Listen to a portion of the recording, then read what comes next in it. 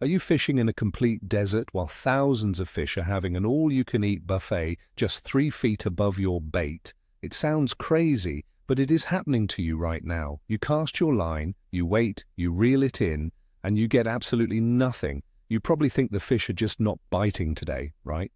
Wrong. The truth is, you are fishing at the completely wrong depth for today's exact water temperature. Welcome to the channel. Today, we are going to tear up everything you thought you knew about where fish hide.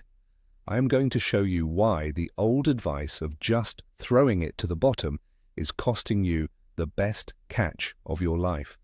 By the end of this video, you will have a serious breakthrough about how fish actually move through the water column. Tell me down in the comments right now, do you actually measure the water temperature down deep, or do you just guess based on how hot the sun feels on your face? Be honest. Let us set the stage here. Why is this specific topic so incredibly important for every single angler out there? Because for decades, we have been told to just find the structure, find the cover, and throw your bait at it. We have this stubborn habit of going to the same spot, using the same lure, and letting it sink to the same depth we used last month. And we do this because it worked once, maybe 5 years ago on a random Tuesday. And we think it is a golden rule, but water is a living, breathing environment that changes every single day. Fish do not have climate control. They cannot put on a jacket or turn on a fan. They are completely at the mercy of the water temperature around them. When you understand this, you realize why so many guys spend thousands of dollars on gear, wake up at 4 in the morning, and go home with an empty cooler. They are fishing ghosts. They are putting their bait in water that is physically uncomfortable or even dangerous for the fish to be in. It is time to stop fishing blind and start fishing smart. Picture this scenario in your head. You arrive at the lake right as the sun is coming up. The water is incredibly calm, looking like a giant sheet of glass. You take a deep breath of that fresh morning air, grab your favorite rod, and make a beautiful, long cast right near a downed tree. You let your bait sink all the way down into the dark water. You wait patiently. You twitch the rod tip. You wait some more. Nothing happens. You do this over and over for the next 2 hours, completely baffled as to why you are not getting a single strike. What you do not realize is that the bottom of the lake in that specific spot is currently holding water that is 10 degrees colder than the surface. The fish are not down there in the freezing dark. They have moved up to the middle of the water column to warm up after a chilly night. You are literally dragging your premium lure through an absolute ghost town. If you just adjusted your depth by a few feet, you would be right in the middle of a feeding frenzy. But instead, you are blindly following the old school myth that fish are always hiding tight to the bottom structure. Let us talk about the biology of the fish for a minute, because this completely destroys another massive misconception. Fish are cold-blooded creatures. This is a simple fact we all learned in grade school, but we seem to completely forget it the second we step onto a boat. Because they are cold-blooded, their entire metabolism is dictated by the temperature of the water surrounding their bodies. If the water is too cold, their bodies slow down, their digestion stops, and they refuse to chase a fast-moving bait. If the water is too hot, they become stressed, lethargic, and they will seek out cooler, deeper shadows just to survive. They are constantly hunting for the perfect comfort zone. Think about yourself walking through a huge house with no air conditioning in the middle of a blazing hot summer. You are not going to hang out in the stuffy attic. You are going to head down to the cool basement. Fish do the exact same thing in the lake. If you are casting into the attic when the fish are in the basement, you are completely wasting your time and your bait. There is a massive difference between a comfort zone and a feeding zone. This is where even experienced fishermen get totally confused. Just because you found the layer of water with the perfect temperature does not mean the fish are going to bite. Sometimes the most comfortable water has absolutely no bait fish in it. So what do the big predators do? They stage in their comfortable temperature zone and they wait. When they get hungry, They will quickly swim out of their comfort zone, dart into the warmer or cooler water to ambush their prey, and then retreat right back to the comfortable layer to digest their meal. If you are fishing in the feeding zone but you are using a slow, methodical presentation, the fish might ignore it because they only want to be in that zone for a few seconds. If you are fishing in the comfort zone, you might need to drop the bait right on their nose to get a reaction strike. Understanding how fish travel between these two specific temperature depths is the real secret to filling up your boat on a tough day. Let us break down what happens in the early spring, because this is when the biggest mistakes are made on the water. The ice has finally melted, the sun is shining, and you are eager to catch some monsters. The air outside might feel like 70 degrees, so you assume the water is warming up nicely. But water takes a very long time to absorb heat. The very top layer, maybe just the first foot or two, might warm up from the direct sunlight, but underneath that the water is still shockingly cold. Many guys will go out and throw deep diving crankbaits or heavy jigs, dragging them right through the freezing depths where the fish are still basically asleep. Instead, you need to be looking for shallow flats with dark, muddy bottoms that absorb the sun's heat. You need to be fishing incredibly shallow, sometimes in just 1 or 2 feet of water, because that is the only place where the water temperature is high enough to activate the fish. Stop dragging the deep drop-offs in early spring and start paying attention to the warmest surface water you can find. Now we have to talk about the thermocline. If you do not know what this word means, you are missing out on one of the most critical concepts in all of fishing. As the summer progresses, the lake separates into distinct layers, almost like a layered cake. The top layer is warm and gets plenty of oxygen from the wind and waves. The bottom layer is very cold and dense. Right in between these two layers is a thin band of water called the thermocline. In this zone, the temperature drops very rapidly. More importantly, this zone acts like a physical barrier. In many lakes during the peak of summer, the water below the thermocline becomes totally dead. The oxygen runs out because dead plants and algae fall to the bottom and decay, consuming all the available air in the water. If you drop your bait all the way to the bottom in 50 feet of water during August, you are fishing in toxic, suffocating water. No fish can survive down there. You must find the depth of the thermocline and fish just above it. Let us put you back in the boat for a midsummer scenario. It is high noon, and the sun is absolutely beating down on your neck. The surface water temperature is pushing 85 degrees. It feels like bath water. You know the fish do not want to be in that hot top layer, so you decide to fish deep. You find a nice hump in 40 feet of water, and you drop a heavy spoon straight down to the bottom. You jig it up and down until your arm hurts. But remember what we just talked about with the thermocline. Because it is midsummer, the oxygen down at 40 feet is completely gone. Yes, the temperature is nice and cool, but the fish literally cannot breathe down there. So where are they? They are suspended in the middle of the water column, maybe exactly at 20 feet down. They are hovering right at the point where the water is cool enough to be comfortable, but high enough to still have oxygen. This is why you see guys with slip bobbers absolutely crushing it, while the guys bouncing jigs on the bottom catch 0 fish. Then comes the chaos of the fall turnover. This is a period that frustrates fishermen more than any other time of the year. As the cold autumn nights arrive, the warm surface water begins to cool down fast. Cold water is heavy, so it begins to sink. As it sinks, it pushes the stagnant dead water from the bottom of the lake up toward the surface. The entire lake literally mixes itself upside down. During this time, the distinct temperature layers we talked about completely vanish. The water becomes cloudy, it might smell a little bit like sulfur, and the water temperature is completely uniform from top to bottom. When this happens, the fish scatter. They are no longer locked into a specific depth because the temperature is the exact same everywhere. This is when the old reliable deep water spots fail you entirely. You have to totally change your mindset. You need to cover a massive amount of water, fishing aggressively at multiple different depths until you figure out where the baitfish have relocated. You cannot rely on your summer depth patterns anymore. Winter fishing brings its own set of rules, and it is exactly the opposite of what most people naturally assume. When the surface of the lake freezes over or gets extremely cold, the coldest water is actually at the very top, right under the ice.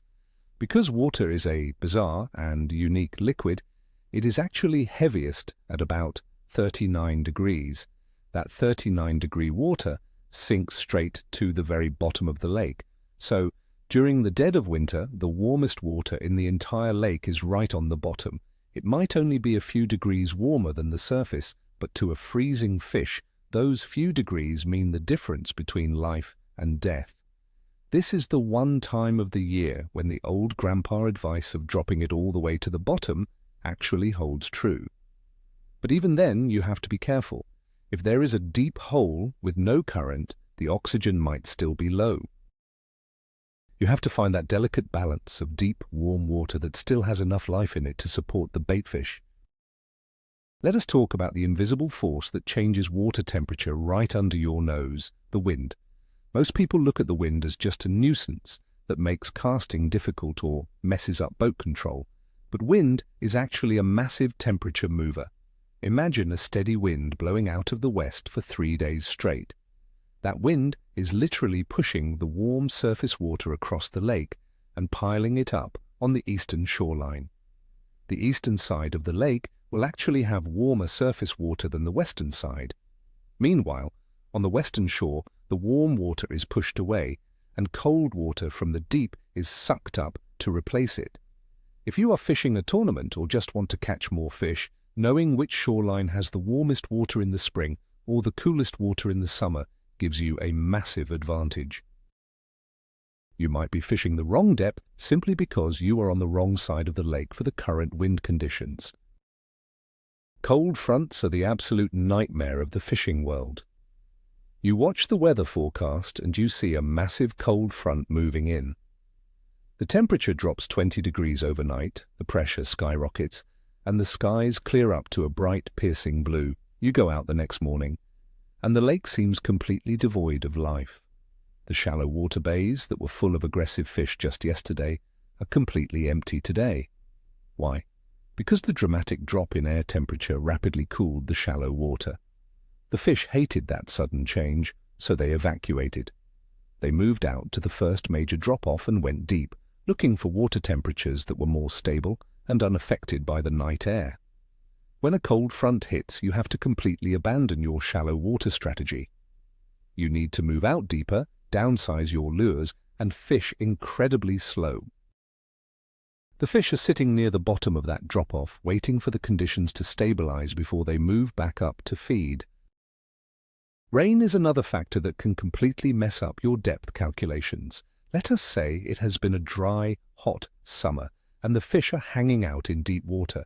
Suddenly a massive thunderstorm rolls through, dumping inches of heavy rain in a single afternoon. That rainwater is often significantly cooler than the surface of the lake. As it washes into the lake from the surrounding creeks and storm drains, it creates a massive influx of cool, highly oxygenated water in the shallows. The baitfish feel this rush of fresh water and move shallow to feed on the insects being washed in. The big predators follow right behind them. If you stick to your deep water summer pattern after a heavy rainstorm, you are going to miss out completely. The sudden change in surface temperature pulls the fish out of the deep and right up to the bank. You have to constantly adapt your depth based on what the weather did over the last 24 hours. Now let us discuss the tools of the trade. How do you actually know what the temperature is down there? Back in the day, old-timers used to take a thermometer, tie it to a piece of string, drop it down 10 feet, wait a minute, pull it up fast, and read it. Then they would do it again at 20 feet. It was tedious, but it proved that they understood the importance of temperature depth. Today, we have unbelievable electronics. Modern fish finders can not only tell you the surface temperature, but they can actually show you the thermocline. If you turn up the sensitivity on your sonar, you will often see a faint, fuzzy line running across the screen at a specific depth. That is the thermocline. The sonar signal is actually bouncing off the sudden change in water density caused by the temperature drop. If you see that line at 25 feet, you know instantly that fishing any deeper than that is a total waste of time. You do not even need to guess anymore. The screen is literally drawing a map of the temperature zones for you. Understanding temperature depth completely dictates your lure selection. If you know the fish are holding tightly in a specific temperature band at 15 feet deep, tying on a topwater lure is a terrible idea. The water might be too cold down there for them to have the energy to swim 15 feet straight up to smash a surface bait. Likewise, throwing a heavy jig that plummets straight past them to rest in 30 feet of dead water is equally useless. You need a lure that you can put exactly in their face and keep it there. This is why crankbaits have specific diving depths written right on the package. If the comfortable temperature zone is at 12 feet, you buy a crankbait that dives to exactly 12 feet. If they are suspended, you might need to throw a jerkbait that hovers perfectly still in the middle of the water column. You are not just choosing a lure based on color or shape. You are choosing it as a tool to deliver your presentation to the exact right temperature depth. Let us look at another real-world scenario. You are fishing a clear water reservoir in the late fall. The water is cooling down fast. You find a massive school of baitfish on your fish finder, sitting right on the bottom in 50 feet of water. You drop your bait down, but you get absolutely no bites. You snag a few of the baitfish, and you realize they are incredibly slow and sluggish. They are not down there to feed. They are down there trying to survive the incoming winter cold. The predator fish know this. They are not going to waste energy chasing bait that is hunkered down in the cold. Instead, the active feeding fish are suspended higher up in the water column, maybe around 20 feet, waiting for a stray baitfish to wander out of the school and into the slightly warmer water. If you get fixated on the giant blob of bait on the bottom, you are fishing the survival zone, not the feeding zone. You have to pull your bait up higher to intercept the predators that are actually willing to eat. The time of day can radically change the temperature profile of the water column, especially in the shallows. Think about a quiet morning on a small pond. The sun comes up and hits a shallow mudflat. By 10 in the morning, that shallow water has warmed up by 5 degrees. The fish rush in to feed aggressively. But by 3 in the afternoon, that same shallow flat has been baking under the intense summer sun for hours. The water becomes way too hot, and the oxygen levels drop. The fish evacuate that shallow flat completely and slide off into the deeper, cooler water nearby. If you caught a bunch of fish in the shallows at dawn, went home for lunch, and came back to the exact same spot in the afternoon, you would be fishing a dead zone. The structure did not change. The water clarity did not change. The only thing that changed was the water temperature. You have to track the sun and understand how it is heating or cooling the specific depths you are targeting throughout the day. Structure is not just a place for fish to hide from predators. Structure actually interacts with water temperature. Think about a massive concrete bridge piling standing in the water. Concrete absorbs heat from the sun. On a cool spring day, that concrete pillar will actually warm the water directly touching it. Fish will pull up tight to that concrete, not just to hide, but to literally press their cold bodies against the warm structure. Conversely, a large patch of thick green weeds produces oxygen, which is crucial in the hot summer months. But the thick canopy of the weeds also creates dense shade, keeping the water near the roots significantly cooler than the open water around it. When you are looking at structure, you cannot just look at it as a physical barrier. You have to ask yourself, is this structure holding heat, or is it creating a cool shadow? Your fishing depth needs to adjust based on how the structure is altering the temperature of the water around it. Moving water introduces a whole new level of complexity to temperature depth. If you are fishing a river or a lake with a heavy current, the rules change. Current acts like a giant blender. It mixes the warm surface water with the cold bottom water, making the temperature much more uniform from top to bottom. Because of this mixing action, rivers rarely develop a strong thermocline like a calm lake does. However, rivers have micro-temperature zones, a deep, slow-moving hole behind a large rock might hold cooler water than the fast-moving rapids above it. Small creeks dumping into the main river can bring in water that is 10 degrees colder or warmer than the main flow. In moving water, fish will use depth to hide from the physical force of the current, but they will also position themselves right on the seam where a warm creek meets a cold river. You have to read the surface currents to understand what the temperature is doing below. So, how do you practically adjust to all this information? You have to become a master of depth control rigs. If you know the fish are suspended exactly at 15 feet because of the temperature line, a standard weighted hook is going to sink right past them. You need to employ techniques like slip bobbers. A slip bobber allows you to set a stopper knot on your line at exactly 15 feet. You cast it out, the bait sinks, hits the knot, and stops dead exactly in the strike zone. You can leave it there all day. Another incredible tool is the drop shot rig. If you know the bottom is covered in cold, dead water, but the fish are cruising 3 feet above the bottom, you tie a heavy weight to the very end of your line and tie your hook 3 feet up the line. The weight rests in the bad water, but your bait dances perfectly in the good water. It is all about precision control. Another trick is counting down your lures. This is an old-school technique that still works perfectly today when you are trying to find the right temperature zone. Let us say you are throwing a swim bait. You make a long cast and let it hit the water. You immediately start counting. 1001, 1002, 1003. You count until you feel the lure hit the bottom. Let us say it took 10 seconds. Now you know the total depth is 10 seconds deep. On your next cast, you count to 5 and start reeling. You are now retrieving your bait exactly through the middle of the water column. If you do not get a bite, the next cast you count to 7 and start reeling. You are methodically dissecting the water column slice by slice until you find the exact depth where the temperature is comfortable and the fish are feeding.